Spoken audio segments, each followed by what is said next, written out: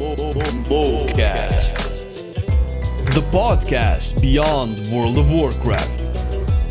Welcome everybody to the fourth episode of MoCast, the podcast beyond World of Warcraft, with Mr. Flame over there. Oh, thank you very much, and with Sir Merciful fucking shit already. I'll say my name. It's Marcelian. All right, okay? you do it, man. It's fine. It's the podcast where we talk to a lot of the WoW community figures, not just about World of Warcraft, but a little bit more behind what's happening behind the camera, what's happening about the work on YouTube and stuff like that. And man, was I waiting a whole lot for today, because it is a personal pleasure of mine to introduce. Well, you guys already saw the title and the thumbnail. It's SoulSoBreezy, everybody. Oh, yeah. Hey. Hi. Perfect. No. We're good. Hi. It's me. It's good to see you guys. It's happy to be here. It's great to have you, man. That was perfect. That was the best. I could imagine it more better than this. Dude. Because I was like waiting for a few minutes. I was waiting for just a couple seconds, and I was like, all right, cool, to get into it. I got to do something. I got to feel busy. I got to do something. Throw something. Because that's what I do. Not get too bored over there. But guys, okay. So first of all, Soul, and I told this to Hero in last episode as well. Soul, I believe, is the best voice currently in the World of Warcraft content creation. And this is no ass licking. Okay, you should just listen to the man. Just listen to him in your headphones, and you can feel the soul and the breeziness. I can feel my asshole getting looked at now. Oh my God. Wow. Perfect. To anyone who like watches these sorts of things, it's like, whenever the interviewer will talk, we'll talk up the interviewee. It's always like, wow, they're saying this sort of stuff about me. Just earlier, I was like taking a huge dump and it wasn't feeling so good and all that, and here I am. And now it's wow, this is amazing. I feel important. I feel good. You should, man. Yeah, you should. I love it. You deserve it, man. And now, what we do, like on a regular basis, we kind of have to like go with the mold a little bit. Tell us just a little bit about yourself, like introduce yourself to the crowd over here that's listening or watching. Who are you, Soul? Yeah. So hey, I'm Soul. I am a WoW commentator, and it's hard to say what I focus on because I jump all over the place. But I'd first gotten started with just commentary, giving opinions on game design, giving my thoughts, coming from my perspective as a more casual-ish player, if you want to use that sort of label. Sure. Or as a guild leader, someone who's run a guild for a little over a decade now. And that's kind of where I come from when it comes to my opinions on how the game works and what I think would be better for at least me and the kind of people and the sorts of people that I play with, and whether or not that's a lot of people or just like a small subset of people, like that's totally cool. And otherwise, I try to poke fun, whether it's some of the complainers out there or even like the total shills. And I like to, and of course, Blizzard. I like to make fun of them whenever I can because, well, that's always fun and they can't really say much except for demonetize me or shut me down or whatever. So that's totally cool with me. We thank you very much for that. I think we can all agree that Blizzard can be a infinite fountain of fun topics sometimes. So it's cool. Now, guys, if you're not familiar with Soul's work, you should definitely check out his YouTube channel. So you can see it over there on the screen. It's youtube.com/SoulSoBreezy. He has, like, as Hiro also put it, there it is. Yeah. He's probably one of the more neutral folks, and in a lot of cases, he's pretty spot on, but you should obviously make your own opinion, especially when you look at the WoW Weekly Roundup and new stuff. It's 100%. But we'll get to every little bit of detail of Soul. Right now, let's start it off with a bit of World of Warcraft. So. Oh yeah, I actually wanted to get into this as a fellow. I could say tank aficionado. Hello. Why Prop Paladin? What about Prop Paladin scratches your itch? Scratches your... So... What? So... Well, it started with my asshole, and now it's just... it's the scratches, itches, we're cool. So, yeah, sometimes you just got to get violent with it, and it's like...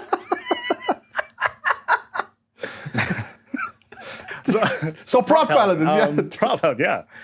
One day during the days of Burning Crusade, I saw a video by a guy named Hobbs. Wow, Hobbs. I saw a video from him way back in the day, and he was making this whole thing on, hey, I'm going to take my protection paladin, and I'm going to do a full pull of Scarlet Monastery, the cathedral area, get all the mobs, burn them all down, and it's going to make fat money. And I was like, oh, I want to do that. And that was it. That was really like how I got interested in tanking and being a prop paladin, because I was like, okay, this looks cool and easy. There's like fire all over the place, and I can get this flame shield, and I can just, I thought it'd be cool. And so I got started with that.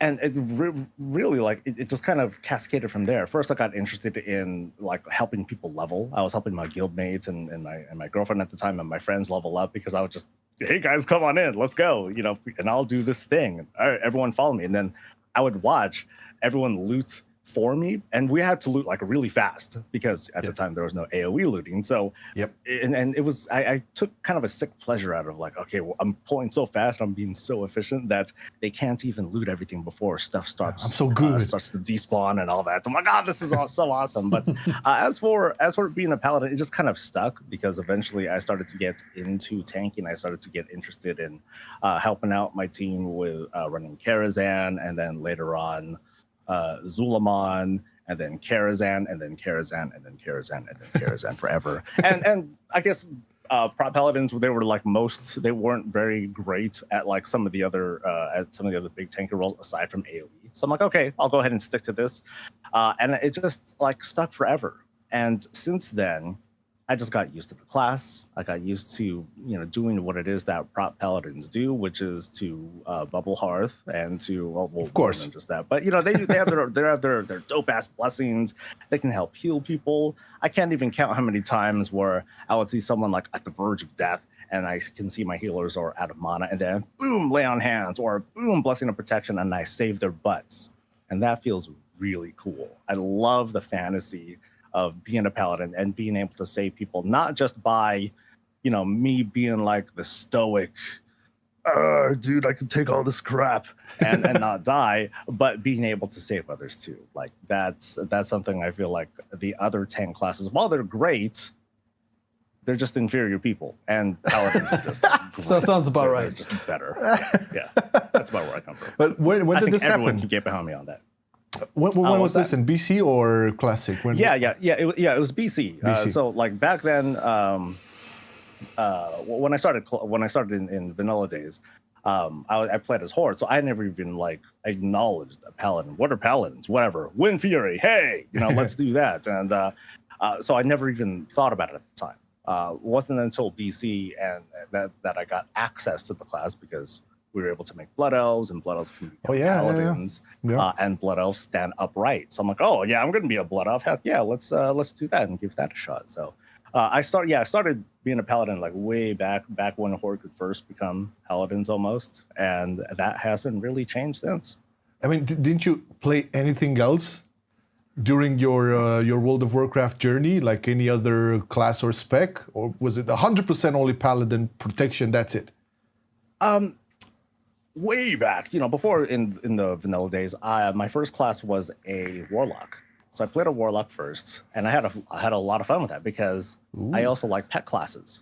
Pet classes are cool. I like playing it in like Guild Wars and City of Heroes, City of Villains. And so when I saw a warlock, I'm like, cool, done. Warlock, let's go. Let's do this. Well, that's quite opposite of a paladin. I mean, warlock, the master of dark arts, paladin, the master of the light. How did that work, Soul? At the time, I wasn't very tank-minded. It didn't really cross my head. I was like, okay, I'm gonna have the pet do it. Screw that. I don't want to get touched. So obviously the opposite of what was going on before. So I had fun there, and in fact, for a while, I was playing both a paladin and a warlock for a while, until the raid team was like, we need you to tank more. And I couldn't really dual box it anymore. I'm like, okay, it's hard to like throw a shadow bolt and do this on one thing, tab over, and then do things on the paladin and keep up my holy shield and all that stuff. So eventually I had to decide. I'm like, okay, I'll just go ahead and stick with being a paladin. And I've just had fun. I've had tons of fun ever since. It is fun. Yeah, it's hard for me to ever. I can't even imagine like not doing it. Okay, well, I'm gonna link this to you. Not imagining do it on any other class or spec to, if you had the power. And wow, like if Ian would call you up, like, okay, so get your ass over here. We're gonna hire you. You're gonna have this decision full on, and would be this. Okay, so what class would you add to World of Warcraft? Damn. I was gonna say player housing. No, I can't add that. So that's really tough. I couldn't say, you know, I can't say, oh yeah, a tinker or a bard. You know, I can't really get specific on that. But I think like concept wise, I think it would be cool to have a kind of sort of ranged tank, if that's like possible, where. Or like a tank that's pet based. So like, let's say I'm like, hey, here's me. I'm the caster. I do cool things, and I wear cloth, and I have a gun for some stupid reason. I don't know. But my primary mode of tanking is to create this like shadow of myself, or like this avatar of myself, and I do all my tanking like through that somehow, some way. Like I can't even begin to imagine like how that would work mechanically, and how that could be like different from like a pet class. Like oh man, the response time of that would be like terrible, such and such. You know, and I get that, but yeah, let Ian worry about that. You just make the pet, yeah. Screw the details. It's all about the fun, right? So. Yeah, that would be it. I would want to have some sort of like tank thing, and I would like buff it and heal it, do things with it, and that's how it would mitigate stuff. As for repositioning and all that, you know, fuck all. I don't know how the hell that's going to work, but I imagine that there would be something cool that Blizzard can think of, or that I can think of, because I obviously have better ideas than them. You have the power. Yeah. I have the power to do it now. That would be obviously the challenge to overcome, but that would be the concept that I'd go for. Well, after because we really need to have another like ranged class after they took survival hunters away. 100% agree. They gave us demon hunters, and that's great and everything, but there's just this huge disparity between a lack of range as opposed to the number of melee that have been added. So it's true. More. It's true. I mean, we had DK, monk, and demon hunter, right? Yeah. So where's the range? Like Soul is 100 here. That's a good point. I was like 100% sure that we would get, like 99% sure that we would get the necromancer class in Shadowlands, a cloth, and I was fantasizing playing with the idea that you could summon an abomination that would actually be the tank, and we would have our first cloth tank where you would somehow control the abomination and make it tank and gain aggro, and you were like at range. And then I played my hunter and I looked at my pet doing things, and I said, yeah, that's probably not gonna be very feasible. Oh yeah. I had it really set in my head. I was predicting, and I was telling everyone, okay, I'm like 99.8% sure this guy is, come on, that we would get like a male class that used a gun, for the sake of, hey, we just need to have more variety, or more varieties of classes that use these things, and one that heals. We haven't had a new class that that has range, and it's been a while since we've had a healer. I mean, we had monks. Okay, cool. They're all right, but more. It is a good point. We have a few healer specs overall. It's like the majority is DPS and the monk tanks. Was the last. No, but actually, I mean, it's fairly obvious, but we have had no range class since Classic. Right? Yeah. I mean, if you can count a couple of ranged abilities from DK, but it's not really, I mean, I'm just going to death coil from like 20 yards Hey, away. man, I tried, okay? I tried. Give me a break, okay? All right, super cool, man. I think, I mean, you guys, obviously, we're talking about this. You realize that in the Bliss team, do you realize how many ideas like this float around? Like when they go into meetings and stuff, I'm pretty sure like... Ideas like Azurite. No, come on, man. Let's not classes, man. You had to throw it in there. Like, I would love to be like the fly on the wall when it's like, when Ian's like, all right, guys, it's class day, let's talk classes, and then everyone's like, oh, let's go, guys, let's talk about stuff. I would love to hear about all the different ideas that have been rejected outright. Oh, this is a bad idea. That is a bad idea. Let's not have housing and all that. But I would love to have been a part of, or at least get some sort of like a big water cooler. I would love to see like a bunch of developers get together and be like, okay, yeah, let's talk about like stuff that could have happened, did happen, didn't happen. But I know for a fact that it would just be used as fodder for folks like me to be like, oh, well, you know, big old thumbnail. This is what we could have had, Blizz, blah, blah, blah. And then it would just be a source of like huge negativity. Like, you know, if it wasn't for the Ian regime, then we would have reforging, and we would have legendary artifacts and all sorts of other stuff. I love the Ian regime. Can I use that sometimes? That's pretty cool. The Ian regime. It's all yours, man. It's all yours. All right, let's move a little bit into the so I don't know how to call it, the YouTube stuff, the YouTube career. Now I'm really curious because I'm not quite sure, but you're gonna shed some light on this. Is YouTube and streaming now on Twitch your full-time job, or do you actually do something else still on the side, or I don't know? How does that work? It is pretty much all that I do. If I'm not streaming, if I'm not shooting videos, then I'm writing stuff. I'm thinking up ideas. I'm playing the game, trying to think up other things that I can do. But otherwise, yeah, it was so. Here's a word of warning, folks. Don't do what I do. When I got started, I was like, you know what? I'm just gonna do it full time. Screw it, because I was about to get laid off from the job. Like we were told like several months in advance, hey, you're gonna lose your job. So get ready. I'm like, ooh, okay. I guess I'm gonna be a YouTube star now. And here I am, guys. That's it. Success. Hey! No. I talked with my wife, who was still my fiance back then. I was like, all right, baby, here's what we're gonna do. It's gonna be great. Don't I know this story? You're totally gonna love it. So we're gonna get married, right? And then I'm gonna lose my job, and then I'm gonna be a YouTube star. Legit plan, right? Yeah. Great, yeah. So don't do that. That's a great way to jeopidize your marriage or your partnership with whoever. But I got lucky, and it's something that we talk about all the time too. How's it doing? How's it going? I pretty much give her like a weekly or a monthly like report. All right, babe, here's how we're going. Here are the graphs, and here's the trend. It's still going up. Woohoo, right? And she's like, yeah, okay, great, yeah. She's awesome though. Oh well, yeah, but she's still there. So a little disclaimer. Yeah. But yeah, I decided to do it full time, like right from the get go, just so I can see if I can see what happens, and two, I wanted to learn more. I wanted to let myself pivot into something unfamiliar to me, because I felt like, okay, cool. I think I feel that I'm at this point where I can still sort of like shift gears and try something new, while I'm still youngish and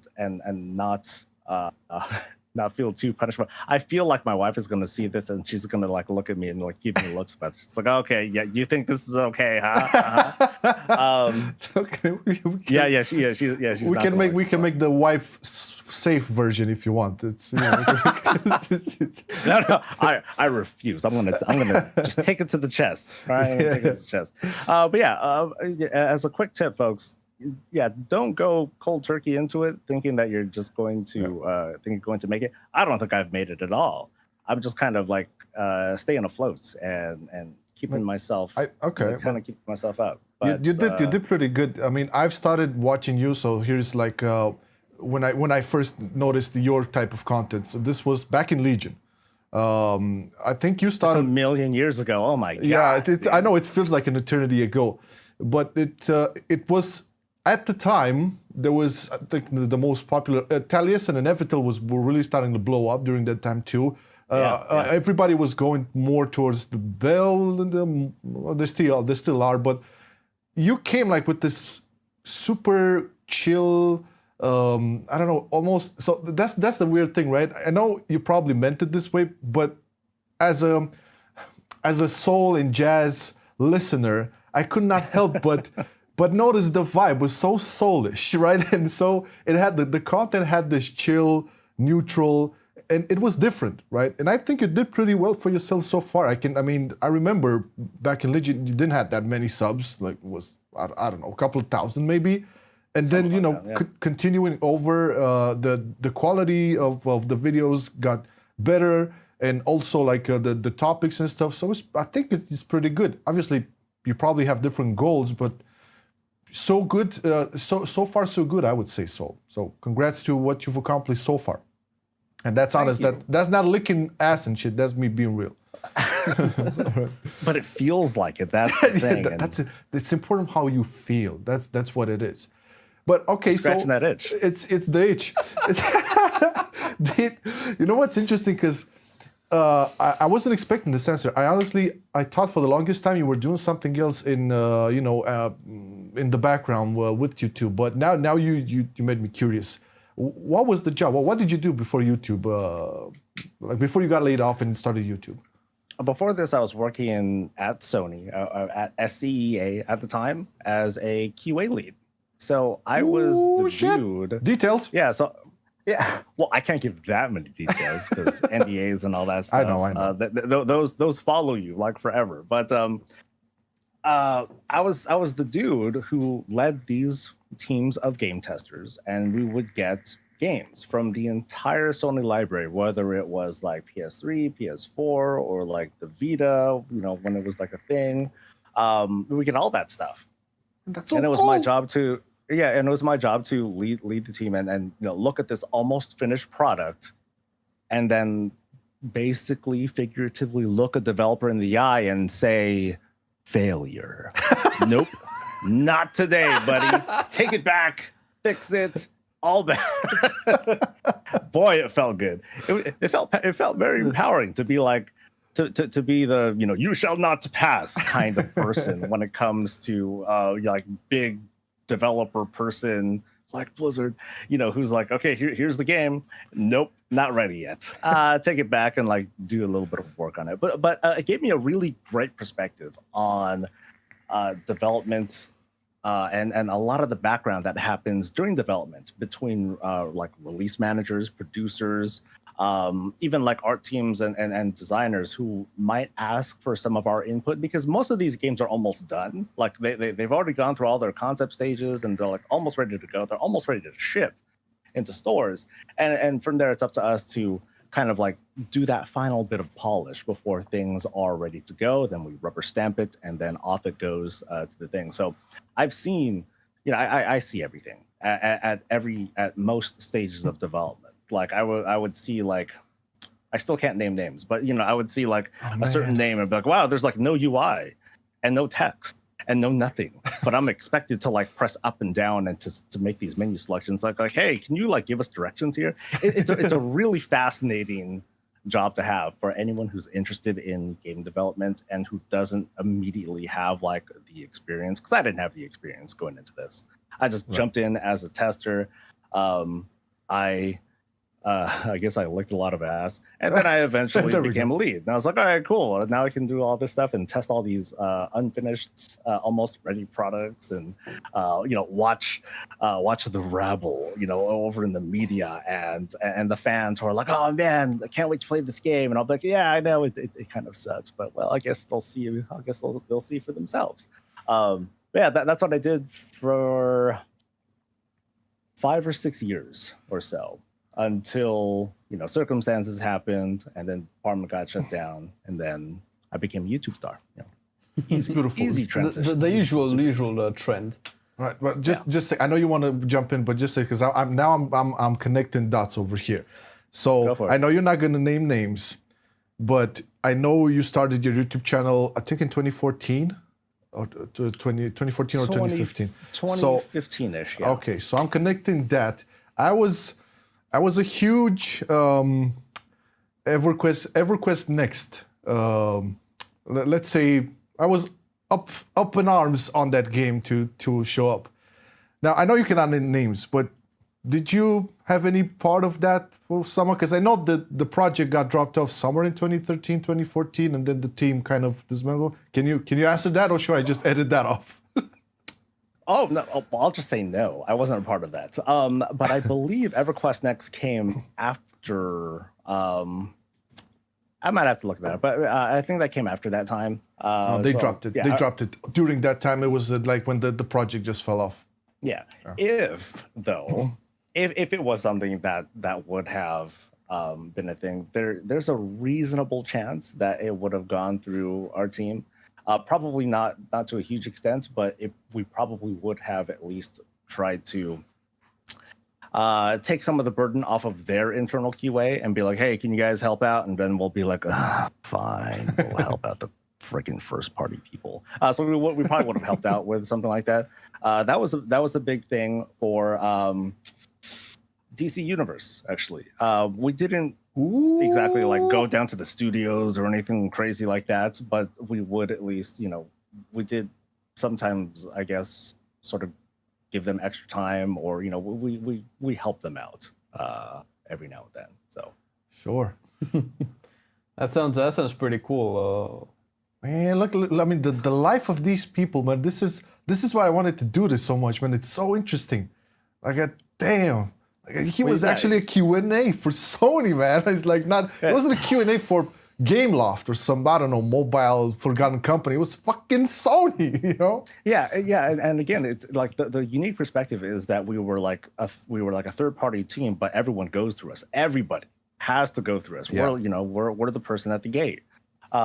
So being able to see all the different kinds of games that come in, as opposed to being a first party tester where, like, let's say you're just at Blizzard and you're just working on World of Warcraft or like the different library of Blizzard games, it gave me a really cool and wide perspective about how the industry works, because you got to meet so many different kinds of people. Yeah, sure. And it does show, like, especially when you do some sort of analysis, like in a couple of your videos, I caught a little bit of perspective on, some things they announced, and you were analyzing it more. And it does show. I mean, I was always thinking, like, man, either this dude knows something about game programming and development, or he just has some inside information or something, because he's like too technical about this shit. How does he know? How does he get this information? So it definitely shows. Sometimes it shows. I think a lot of it just a lot of that experience turned into mostly empathy for developers who know that they're going to go through like all these certain kinds of things, and they're going to go through like this certain loopy process of iterating and reiterating on things. One thing that comes to mind a lot is that one paladin, Rex Troy, who does like all sorts of cool exploit things and gets features on Wowhead a lot. And I would continuously see comments on, oh man, he needs to get hired in QA. He should replace Blizzard's QA. And I think to myself, if I know, I almost know for a fact, but I don't know for a fact. But I can say with like very, very high certainty, they knew about all those things. Yeah. Straight up. But the way QA works is that they find things. They don't fix things. It's up to QA to determine like the threat level of bugs, I suppose. And at the time, for something that's a very niche and very a very edge case, they may have decided, you know what, it's not going to be that critical of a bug that we need to fix now, but we know that if we need to get to it, boom, we can go ahead and get to it. And then when someone like Rex Troy, who if I recall correctly, he messages Blizzard and he puts out a bug report and says, hey, this is what's going on. I'm making a video on it. That kind of raises that threat level to the point, to a certain point, because it's like, oh, okay, now the public is going to know about this, and now everyone's going to try it. That's going to cause disruptions. Okay, let's go ahead and fix it, guys.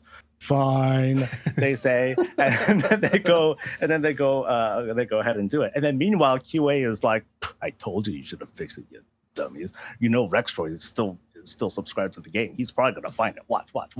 So it's funny seeing it from that sort of perspective, and giving my take on it. Man, this is actually really cool. This kind of context that you have gives you a different feel, a different approach to the game, and it's really cool. We worked with Xbox for games, and I thought we were like into the gamey part, and it's like not even close. And I'm actually curious to know how you usually feel about when they announce new things. Like I saw the 5% video, the variance in damage, and I was like, when I saw that, It reminded me of when we had damage ranges, minimum and maximum damage. I don't know when they took that out of the game. It's like, okay, so I don't have the same number on my screen again. That's pretty cool. I didn't even go into the community to see what they said, but yeah, we did talk a little bit before you joined today, and you told me that you start your day by Reddit, so I guess you're more in touch with that. Oh boy. Well, funny enough, when I look at Reddit, I'm looking at like other things. I'll look at dog pictures, and I'll tend to look at things to try to de-stress me, because that's something that I struggle with a lot. But every now and then, I'll take a look at the WoW subreddit to see, what's the latest meme? Because I always look at that subreddit, and I don't go there looking for super engaging conversation, because to find that you got to go really deep into the comments. It's hard work to get that, yeah. Yeah, and otherwise, I just look there. I look for like the latest like thing that I can put onto Twitter so I can get some, likes from that, or get some karma farming, whatever. But yeah, like when it comes to things like the 5% stuff, I don't expect a lot of. I expect more kind of foot in the mouth reactions. I expect more plain reactions. Just taking in the post as it is and then reacting to it. I'm pretty sure that a big part of the crowd who isn't really reacting so strongly to it are the people who actually sim. And then they're like, okay, well, what does this mean for us? Really, nothing. And so you see like the angle or the narrative switch from, this is actually going to have an impact on my gameplay, which in my opinion it's not, to, Preach said something about lag and Ian agreed, so cool, let's go ahead and drive a wedge with that, and that's going to be a reason why they shouldn't have it, because we really don't want to affect our performance, even though it doesn't matter. I don't want to say it's unnerving, but it does get okay, I guess it does get a little bit unnerving. But it's Reddit, man. It's Reddit. You cannot, if you go in there, if you go there on a daily basis, so, trying to find some common ground, some common sense. We live in this drama-driven outrage culture age where it's like everything has to be so disappointing, and this is gonna break everything, and this is not right, and you know how that goes. If you want to relieve some stress by going into Reddit, I can understand dog pictures, but the WoW subreddit, Jesus Christ, I stopped doing that, because it's just like, at some point you feel that influence, and you, especially if you do videos and put out content and stuff, that I don't really, see the point, okay, you want to get some clicks, do some drama, that's fine. But how can you do that? For how long can you do that until people start noticing? Fuck the WoW subreddit. I know that I noticed that the challenge with the kind of content that I do is that I want to try and I tell people, don't subscribe because you want to get validated, because you want your opinion to be, you want me to agree with your opinion, or you want to agree with my opinion, or whatever. Subscribe to the content, or at least watch the stuff expecting to get challenged. Expect to think a little bit outside of your usual box and consider what other players are thinking, whether it's more casual players. And I try to challenge myself by trying to consider like what top end players are thinking about, because Ian, for all the things that we may disagree with Ian or whoever at Blizzard, one thing is definitely for sure that something that he said kind of way back in the day is that the World of Warcraft is comprised of all these different little microcosms. The hardcore players, the hardcore raiders, the hardcore PvPers, the hardcore casuals, whatever the hell that means, the hardcore pet battlers, the people that just raid log, the people that role play, the people that just kind of bum around, the people that just are there to make tons of gold. There's so many different families in the World of Warcraft, and most of the time, one person's or one group's opinion is going to clash with like half of everyone else's, and so you have this constant churning of disagreements between people, and that can easily be misconstrued as, well, no one's happy with the game. And in a sense, when you just listen to these negative voices, then yeah, of course, no one's happy with the game because everyone wants the game to like kind of be a certain way, knowing that it kind of can't because there's all these different audiences that Blizzard has to try to juggle, and that can feel and I get that can feel frustrating because Blizzard is trying to make an everyman's game when it's almost impossible to do. Yeah. 100%, 100%. Now, let's take a little bit back to the YouTube career. I know, passionate people about World of Warcraft always tend to go back to World of Warcraft, like everything ties into, every example ties in back to WoW.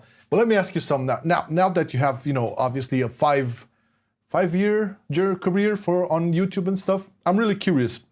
How long does it usually take you to make like a full-on video? Like, what's your process? I make lots of different kinds of videos. Yes, you do. So, what if it's like just the other day, I threw together like, okay, let me do something on professions. So, I'll look at the profession, I'll do some research, I'll go out and farm on the beta. This is like for Shadowlands and all that stuff. Yep. Do some research, and then quickly, I can quickly churn something like that out in 6 hours or so. Doing the research, putting it together, cutting it, editing, throwing stuff on, capturing those stupid freaking tooltip things. I hate that forever. And then posting it, making a really awful thumbnail and a more awful title, and then putting it out.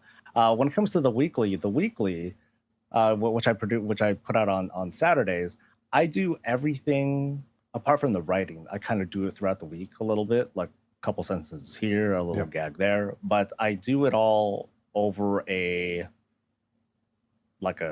8 to 12 hour period. So I do it all in one sitting, from the recording to the cuts to whatever edits and the Bob gags and the Brutosaur songs and all that stuff. Oh, yeah, that's lovely. All that stuff gets together, and I'm kind of on a deadline because I do a little bit of traveling. I go back and forth between here and my in-laws' place. We do that kind of every weekend.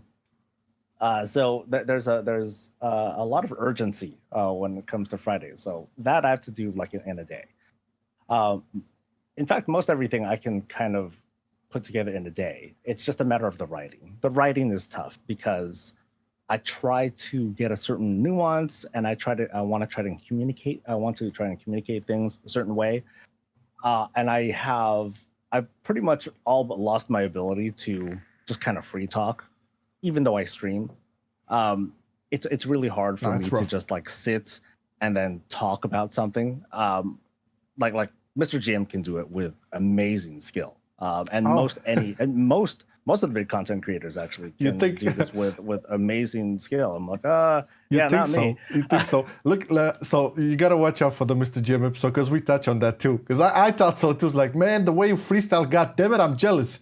And he has some stories on that. Yeah. Dude. Oh boy. Well, I can't wait for that one then. Yeah.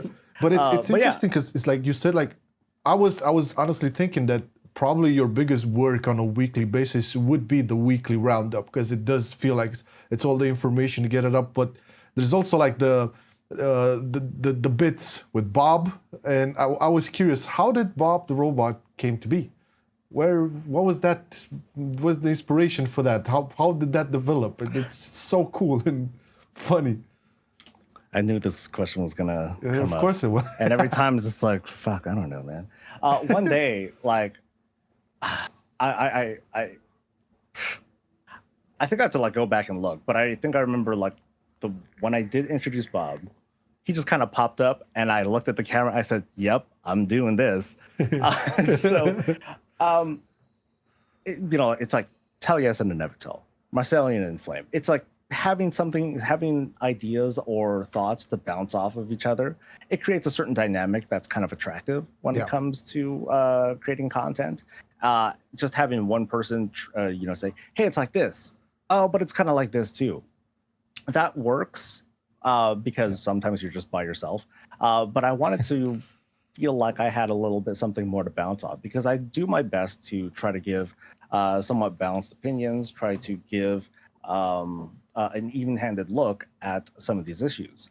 But I wanted to have kind of like in id. Someone that was like just kind of like whatever, says whatever he feels like.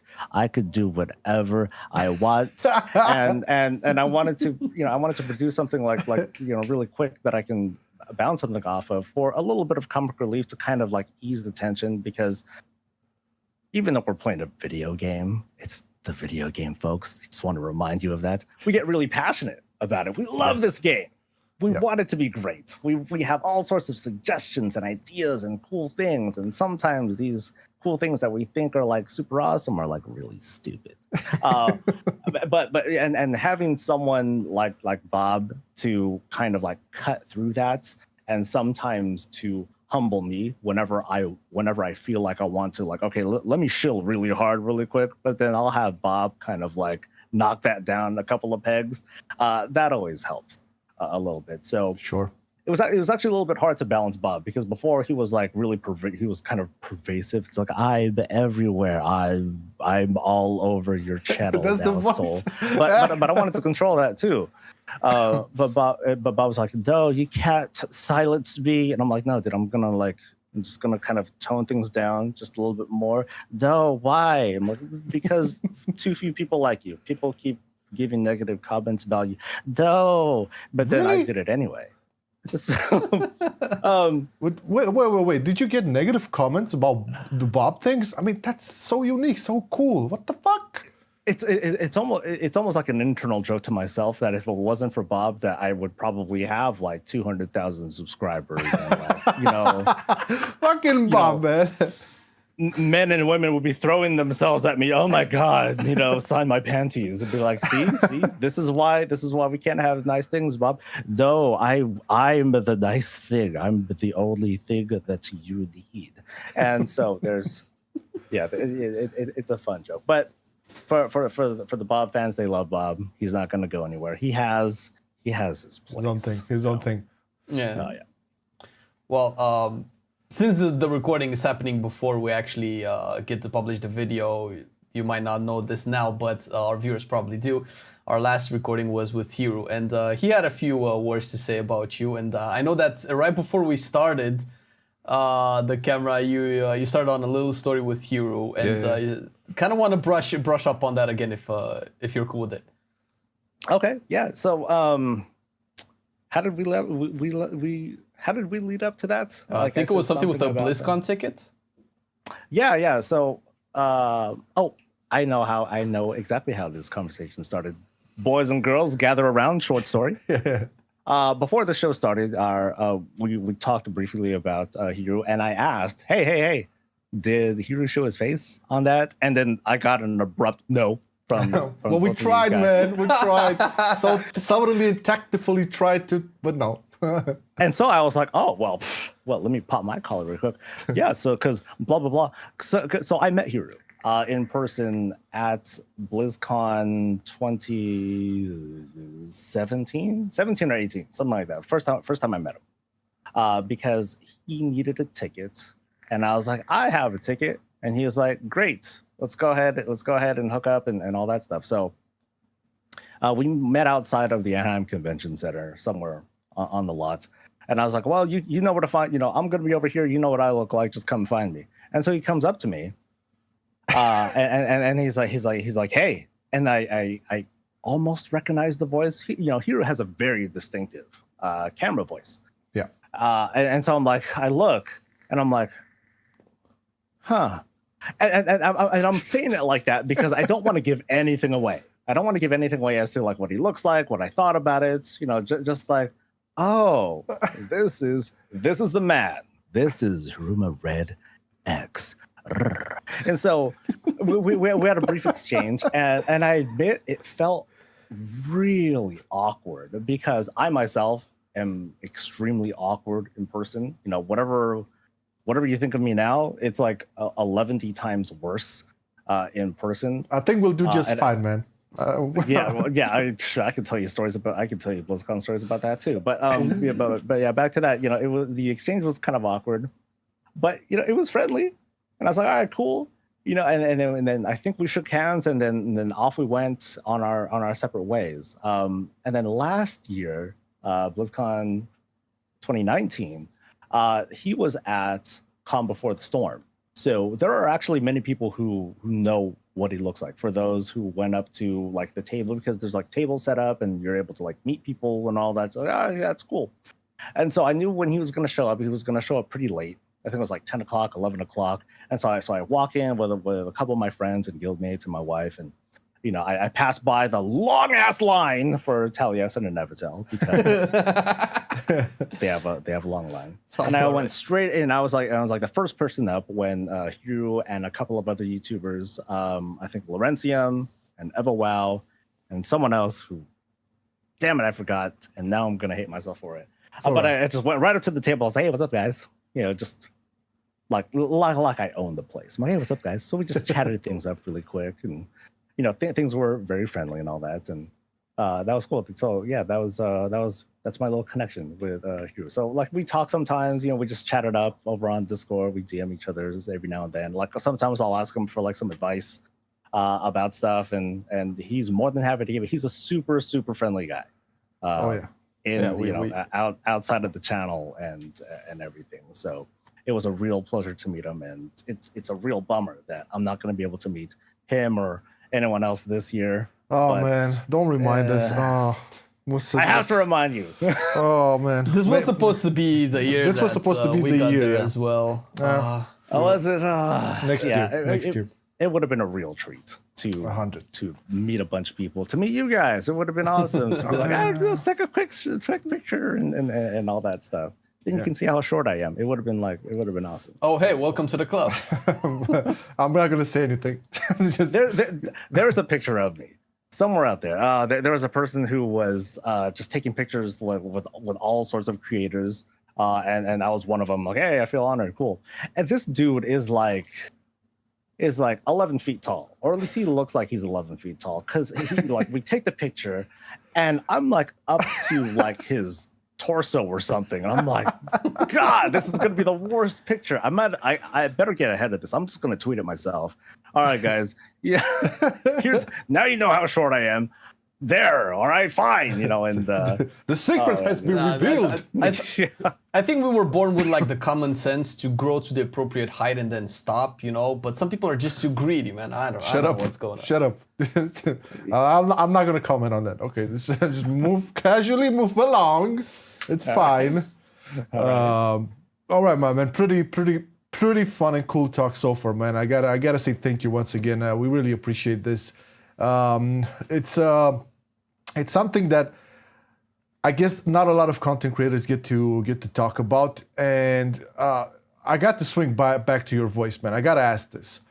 Now, listen, for me, I used to be a sound engineer, a recording studio and stuff, worked in radio and all that, and your voice sounds like either you had a band in the past or sung something, or you worked in radio or broadcasting. Was this ever the case, Soul?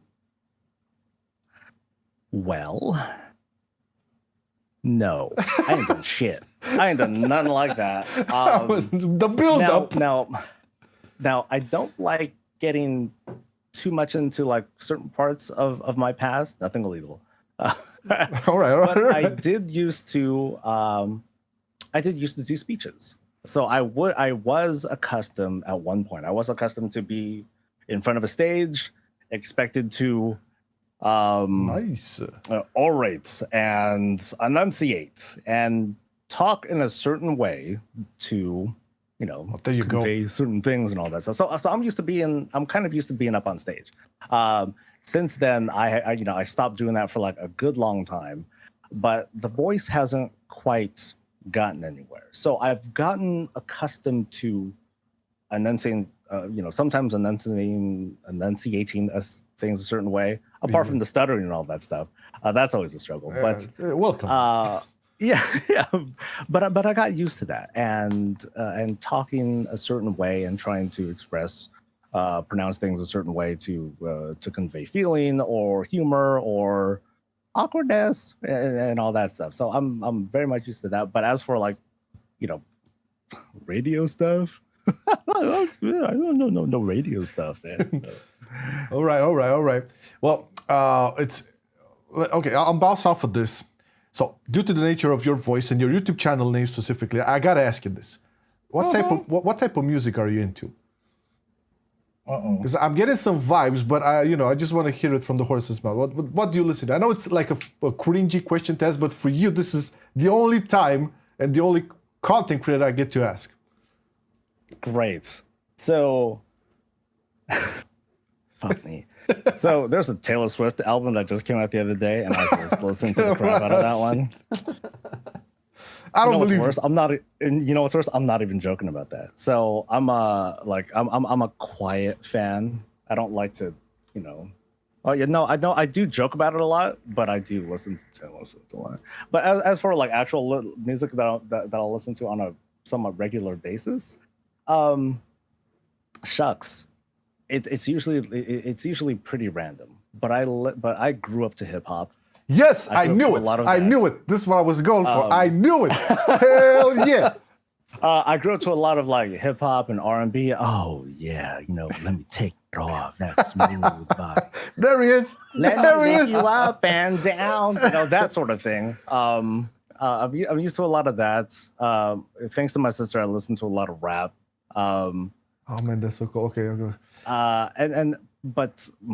Yeah, and that's been a big influence on at least what I'll listen to and everything. Most recently, I fucking knew it. There's that. I don't know if you guys have heard of Hamilton. It's a musical, and I love that musical. It's a musical about like about U.S. history and like some other stuff. I won't get into it too much, but let's note it down. Hamilton. It's kind of a hip hop track, and really, it's so good. Yeah. It's a big old musical hip hop track. So good. It flows really well. I would belt out if it wasn't going to make this video be demonetized, and otherwise people would lose interest. It's okay. Big influence. It's okay. Well, let me ask you this, because I'm sort of a hip hop head myself, and I'm just gonna ask you this, and we're gonna move along. But what is your favorite hip hop band or artist or something like for all of these all time? All time. Because if you grew up with listening to that era, I'm expecting some here. At the time, oh boy, it would be a lot of West Coast rap. Hello. So of that family, I'm a big '90s guy. Oh. So the era of like Tupac and like some local artists over here in the California Bay Area, like E40. I know E40, man. You can name names. I know E40. Well, I'm just repping the Bay. All right. 100%. So yeah. Okay, give me more. Okay, I got. Okay, if you're gonna give rep the Bay, you have something else.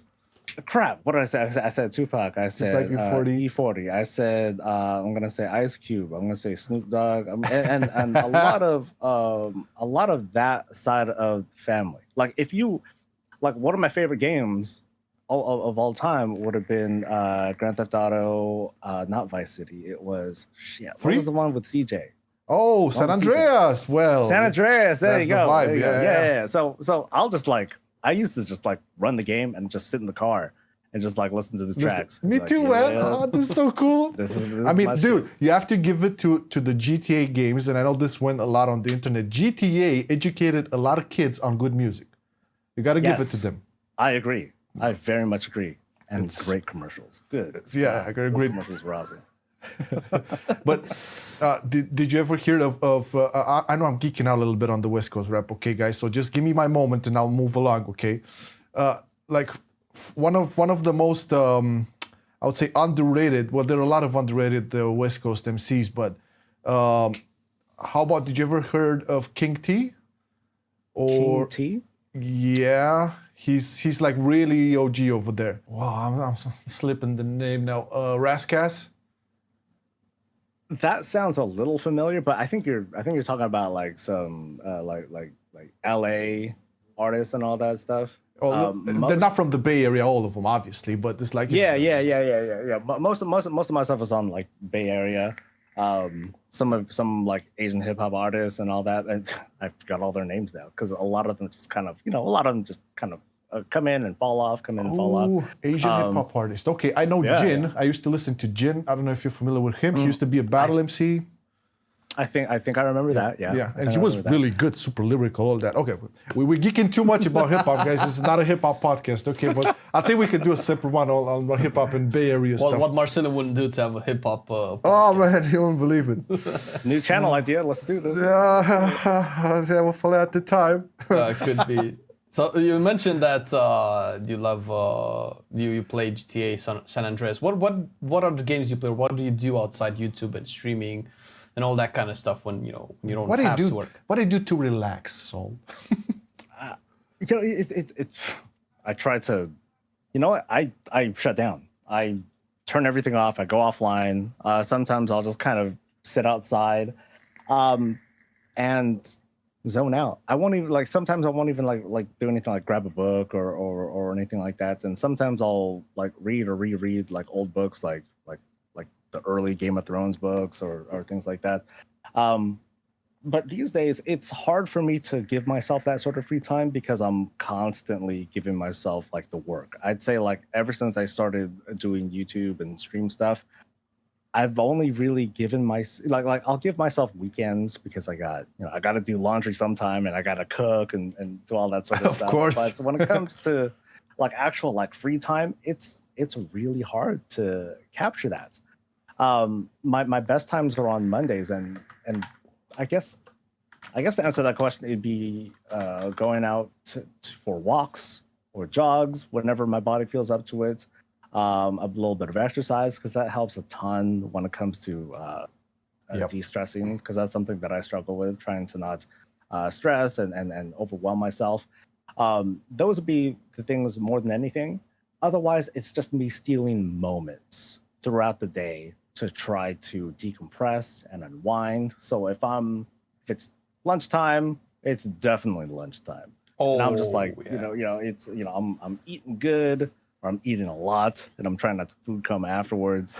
And then I'll let myself eat, and then I'll ease myself to get back into the work. But otherwise, most of it comes from like exercise and kind of keeping to myself, especially try not to stay too connected to the internet and because it's so easy to get caught up in stuff and caught up in like negativity or bad news, especially in this day and age. Yeah. Oh, I totally agree. This is something that I actually personally really resonate with because I am struggling with stress a little bit less lately, but I know 100% what you're doing. So what are you stressed about, man? What the fuck are you stressed about?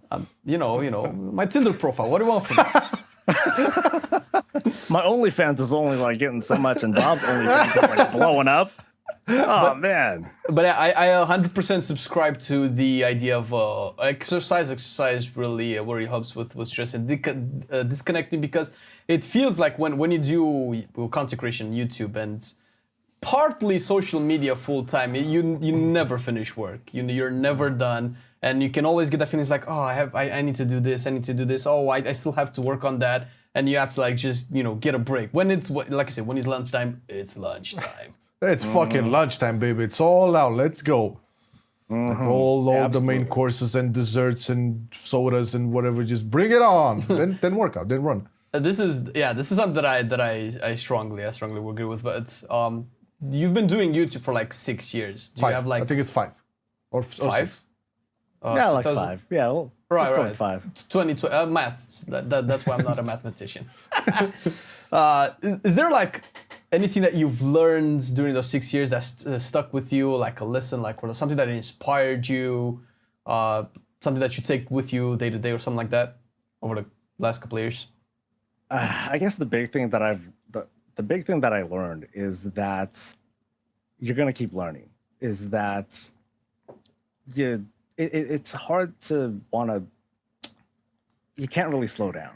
It's something that's going to evolve. People are evolving. The game is evolving. You need to evolve with it. Otherwise you fall behind.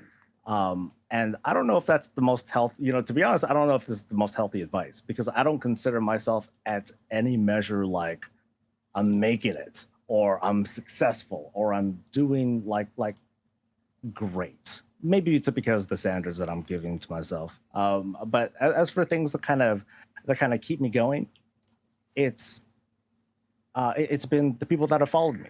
it's been like every moment where people say, hey, you know what, Soul, you do good work, or some video that you made, some horrific vision guide that you made helped me get through, and it's because of what you did. And that that's a huge motivator, because it tells me that I made a difference. It's not so much that, oh, cool, I got like 11,000 subscribers or whatever, and now I feel relevant. It's those moment to moment kinds of things that that help validate what it is that I do. And I used to say this a lot towards the end of videos, is that I love doing what I'm doing. I love doing what I'm doing, and I don't want to stop. And that I simply want to work for the sake of continuing to work, because that's one of the great rewards that I get from doing this. I'm talking about video games, and I'm playing video games, and I'm commentating on stuff, something that I really enjoy doing. And just being rewarded by not being thrown out on the street for doing it is great. Now, of course, I'd love to thrive. I'd love to be bigger, and I'd love to be a little bit more influential to certain degrees and extents. But more than anything, it's just kind of those day-to-day moments that keep me going. That's It's beautiful. That's actually really cool, man. Over the years, at least personally, my taste, especially after getting into content creation a little bit more, my taste in content creator content changed. Obviously, I mean that's true for everybody. You know, we change over the course of the years, and I have to say, watching so much YouTube lately, I've started to resonate with your content a lot more. And personally, I don't know, Marcelian put it way better with your words. There's something about your voice, something about your delivery, something about your whole attitude that keeps me, also of course keeps me engaged, but I just feel good. I don't know what it is. It's so, whatever you're doing, man, I think you're doing it pretty good, and I hope you keep doing it for as long as it makes you happy. It's weird you haven't rapped up until now, man. You should do some rapping sometime, man. Me? I was talking to Soul, man. At first, I was hoping you were talking to Flame. I'm like, I hope you're not talking about me, because of rap. Yeah. I haven't really done anything like that. But I forgot what I was going to say. But I don't even know what it is with my voice that I do that gets to people in a good way, and sometimes I would get really strange comments like, "Ooh, I love your voice. It puts me to bed at night." Oh, that's great. How about good, this? man. Does this voice work for you? Ha It's a good compliment, man. It's a good. Yeah. You know what? It's 2020. I'll take compliments. It's all good. All right. And but Yeah. I guess my whole shtick is I'm just coming at me. I'm not going to try to pretend that I'm going to, I'm not pretending to represent. I did that before. Like, I tried to make the claim that, oh, I represent the silent majority or the casual players. And I don't, because like I said earlier, there's like so many different flavors of WoW players that the best thing that I can do is represent myself the best way that I can. Yeah. And whoever comes in, whoever agrees with this sort of thing is cool. Some of the best comments that I get from people are come along the lines of, hey, you know what, Soul, I disagree with you most of the time, but I keep watching. And this time around, I get it. I get what you're saying, and I agree with you here, and it makes so much sense, and it resonates with me, and so on and so forth. It's great. Thank you so much for being like a stable voice in the community, and so on and so forth.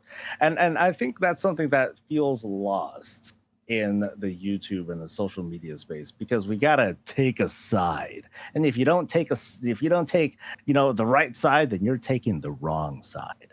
Unfortunately, the World of Warcraft is full of sides. It's not just a clear divide between one camp or another. It's not just casual versus hardcore, because there's so many different flavors of it. And like I said, everyone's contradicting with one another. So I think the best that we can, the best thing that we can do is to kind of like take a stand to understand and let the whole creative juice flow from there. And it's hard, because we all want things to be, we want WoW to be the best game for me. Yeah, it's Fuck subjective. the other people, right? Yeah. Fuck the other people. I don't mythic grade, so what they do, like, it doesn't matter unless it affects me. It's so hard and it's nuanced, and the best that I can do is try to understand these different kinds of facets and express them and respect that. Yeah, even though this 5% thing might matter to like a super small subset of people, I at least got to listen to that and talk about that, even if I don't agree with it. Cool. I mean, it's an interest. We live in interesting times for sure, and as you put it, it's 2020. You might as well take all the compliments. Look at it. But while being in this day and age, about taking sides, I mean, it's been incepted that way. It's Horde or Alliance, and you just go wild for there. And now in this day and age, it's a much of a bigger issue if you're taking the wrong side. But you're always going to take the wrong side for some people. So just screw it. And I think what you said is like you at some point you believe that you were representing the voice of the casuals or whatever. But then you realized like, hey man, I'm just going to represent me and let the people see if they can resonate with that. I think that's much more organic and natural, and I'm happy you took that, and it definitely showed. I would say, but like if someone would come up to you now, and I think I know the answer for this, but I'll just throw it. So someone would come up to you. I got BlizzCon, all right, BlizzCon 2021. Somebody comes up to you and say, "Hey Soul, I want to start a WoW YouTube channel, but I really don't know how." What would you say to that guy? Damn, man. Don't you know WoW's dead? Come on, man. Who's gonna do that these days? Leveling the competition. If I were to give advice, and sometimes like every couple months or so, someone will come up to me and say the same thing. How to do it? I think of like how I did it, and I think of how I got started. And I started because I wanted to have something to say, and I wasn't hearing enough of it. I'm not sure if that makes sense. I guess it goes back to like when I started. So that's probably what I'm gonna do. Well, if I'm asked, I would just kind of give a really quick summary of how it is that I got started. Like I saw someone, it was like a Bellular or a Asmongold video, and they were just dogging on the game, saying kind of like extreme things like nobody likes this, or this is obviously bad, or that's nobody likes this certain thing. And I was like thinking to myself, that ain't true. I like the thing. So I wanted to start expressing these kinds of views that challenge that don't necessarily say, no, you're wrong, but more like, well, I have a voice too. And I think that's what I would want to try to encourage people to do. It's like if you got something to say, just say it, and go for it. Hope and hope that there are people who feel the same way that you do. And when I got started, like I was trying to be really active on social media too. I was like on Twitter and I was on MMO Champion and I was trying to express myself there and link into my videos, even though they don't like that, but whatever, I just did it anyway. Man, do the hustle, man. It's the hustle. You got to do it. Yeah. Actually, what did kind of help is when I was first starting, like, because I would do video essays. That's kind of my thing, guys. I talk a lot.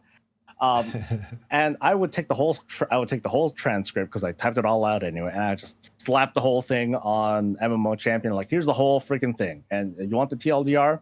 Here's the video link if you want to have a listen to that. And that's kind of how I got started with trying to present my views and forcing them down people's throats, and hoping that a couple of people will listen, and of course engage engage really hard with the topics that I'm most interested in, not necessarily the ones that are like, oh my God, this is the hot topic that everyone's getting into and it's going to get tons of views. Because if I don't have anything significant to say about it, I'm probably not going to talk about it at all. Because then that gets noticed by people. Yeah. Clearly, this guy 100%. Has nothing important to say. Screw it. I'm not going to bother listening to him or her again. But if it's like, oh, player housing, what? Oh, but this guy has some this guy has some pretty good ideas about it, that's something that has a more value to viewers. Totally agree. And I did saw the player housing video. I think there was more than one. And it was some pretty. There's gonna be more. Was some pretty good ideas. But I don't know where I saw this, either that Heroes channel or Mad Seasons. I'm not sure, but I know they initially wanted to do player housing in vanilla. You know that? That's correct. That's correct. It was something about there was something in Stormwind that was supposed to be like an entrance to player housing, and I believe people were able to data mine early builds of the vanilla alpha, and they were able to see like things like, hey, this is something that might be like player housing too, and then it just didn't work out, unfortunately. And then fast forward however many years, then we got Warlords of Draenor with the Garrison, and then that worked out however. Well, I'm not going to say it was like that, but no, it was good. It worked out the way that it did. It was a good premise, I got to say, but... Yeah. I mean, we all had like different expectations, and then when it was first announced, we were like, "Oh my god!" And then years later, then when we saw like the shipyard, we were like, "Oh my god!" The two tones of the "Oh my god," See, just little inflections make a big difference, boys and girls. Sir. Yes, sir. Yeah, so I'm still a huge proponent of that, and that's something that I will unapologetically push and shill and try to sell to people every step of the way. Same thing with things to promote guilds and community and getting more people connected together. Those things are things that I'm super passionate about. Beautiful. Now we're getting a little bit close to the 1 hour mark, so I wanted to ask you: do you listen to any podcasts at all? So like when you're driving somewhere alone, or I don't know, running or something like that. Audiobook stuff like that. No. Most of the time, like it's really hard to have that sort of bandwidth to be able to like listen to things to listen to things. So I at least try to catch up with like the YouTube digest. I'm like, oh, okay, cool. The weekly reset is out. Let me go ahead and listen to that. Or it's mostly like WoW news people that I'll listen to a lot of. And otherwise, it's a lot of like late night. I'm listening to folks like Stephen Colbert, and so the freaking the names aren't even coming up, like Seth Meyers and all those folks, even like SNL and stuff. Right. I'll listen to those, or I'll watch them and whatnot. Cool. How about, do you have like when do you have time to like watch movies or series or something like that on Netflix or Hulu, or is there like any favorites in that zone for you? So I turn on the TV and there's Law and Order. Then I'll like watch that. Like, oh, that's all. Let's go. Like I wouldn't say I'm a fan these days. Like I just end up watching that like so much. But as for like shows that I'm watching, my wife is like a huge Marvel fan, or MCU fan, I should say. MCU, we're actually going through like all the movies right now. And I think just the other day we went through Guardians of the Galaxy, the first Guardians movie, which is a treat. So it's an easy rewatch because it's such a fun movie and great music. That's like one of the best things about it. The music soundtrack is the GTA of MCU. Mostly that, catching up with stuff with the wife and whatever she makes me watch, which is mostly like Marvel stuff over and over again. And that's about it for me. I'm one of those, when it comes to like the questions of, any podcasts you listen to, any shows you watch, it's not a lot. I'm one of the bad interviews when it comes to those kinds of questions, because I very much have my head dipped into the content, into the work, always trying to engage and be a part of this community that I'm trying to break into still. I was just gonna say this. We never felt like it. This should be as an interview. Obviously, there's a lot of curiosities, and we throw out questions because it's really cool and interesting and fun to find out a lot of details. But there's no such thing as, bad interview or anything like that. It's like having a conversation, like, watching the Guardian. I could not help but mention, like, Guardian of the Galaxy is the GTA of MCU. Because it's like packed with good music. That's a really good way to put it. Yeah, that's a really from good the way music to put it. perspective. Oh yeah, well the music defines so much of the mood of that movie. It adds that little twinge of whimsy and color that otherwise it wouldn't feel as it probably wouldn't feel as memorable as it could be. Now it still is because it has a great cast of characters, it has a solid story and all that. But the music really is like the thread that ties a lot of that stuff together. Oh, I feel you. I'm a big fan of the music soundtrack. Can define the scene, the mood, a lot of the things. It contributes, I feel, to the show. Don't tell, because I mean, it obviously doesn't show anything, but it accentuates, the kind of feelings that are get. Oh, this is a turning point. Ah. I mean, and that can also apply to the first Deadpool, man.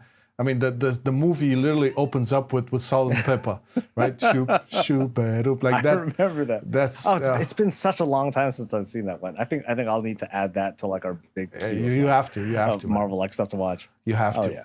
All right, so I gotta say, man, it was, and I know I keep saying this every podcast, but so far I'm so impressed and humbled by like the people we talk to. It's so above any expectation you say, because obviously you make an idea about how it's gonna go and what we're gonna get into and how the flow is gonna go. It's been a blast, man, and I cannot be thankful enough for you joining.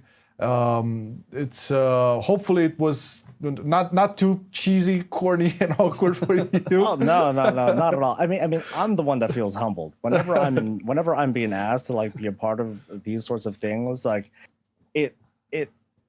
I'm like, wow. So like for example, with you guys, like your first one was with Novel. You did one with Mr. GM, and who was the Hero? other one? Hero's the third. Hero. Yeah, and you did one with Hero, and like I'm the fourth. So just being lumped with folks like those, who I feel are like, damn, and even you guys are like, damn, and I'm like, damn, it feels really, really good to be mentioned or to be lumped into this sort of ilk, because I do what I do, and I think to myself, okay, I'm doing this well, whatever, but to be acknowledged by my fellow counterparts is extremely humbling, and I'm extremely grateful for you to have me on. Sure. Oh, it's funny that you should say that because I feel the exact opposite. Like, oh my God, so many people are saying yes. We're getting like all of these big names. Like, who are we? We're just doing class guys, and we got Soul, we got Noble, we got Hero, Mr. Gem, and a lot of other people to come. So it's actually really humbling for me as well, and for us both. And this is something that we really enjoy, connecting with the community and just being like. Yeah. I'd like to think like one of the best gaming communities out there. I mean, how many games survived for 15 years? 14, 15 years? I mean, you could say that, we had expansions, not the same game, but it is kind of the same game. It's WoW. It's not WoW 2.0 or anything like that. There's a lot that this community has been built, and we're all a part of it, and we're so different, but it still connects us, and that feeling is really, really cool. It's not only that. I think. Oh no, I'm sorry. You go ahead. I just wanted to say, as I say in every episode, I'm just a fan of the WoW content creator culture. So, it doesn't matter if you have 1 million subscribers and super huge, or if you have 5K subscribers. If the passion comes through, if I can see like, the effort is there, you're authentic and shit, I'm a fan. That's it. I'm like a fan of the culture, if that's a thing. Yeah, I think what sometimes gets lost in the whole interaction between fans in the World of Warcraft is that not all the interactions have to be they don't have to have that sort of friction. It doesn't have to be, well, me versus you, or let's debate this, or let's discuss this and disagree on these sorts of things. Sure. Sometimes it's cool for just like a couple dudes and dudettes and whatnot to just get together, talk shop, about the game that we all like, and put aside some of those things and share these commonalities that we have with each other. Sometimes that's forgotten, and these podcasts like these are great reminders of that. Well, hopefully. Okay, glad you feel that way, man. I 100% agree. Well, once again, Soul, thank you very much for joining. Thank you, Mr. Flame. Thank you, Mr. Marcelian.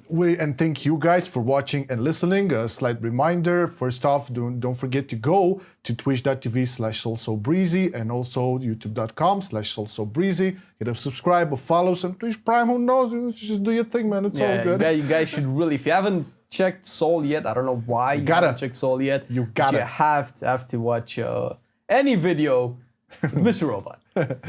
Yeah, he's okay. He's okay. Yeah, it's Bob. Bob is also going to be waiting for you as well. So yeah, guys, every Monday tune in at 6 p.m. CET and 9 a.m. PST for the new episode. Next one is going to be. We didn't spoil the next guest, right? No. We keep doing that. Maybe we shouldn't say that anymore. So the next guest is always going to be a surprise because it's a little bit of anticipation, a little bit of hype, and that's kind of nice. I'm not gonna lie, that's kind of nice. But thank you everybody for watching and listening, because you can listen to this kind of stuff. And have a good one, and we'll see you next time. Bye bye, everybody. Bye bye, guys. Still I play WoW. Still I play WoW.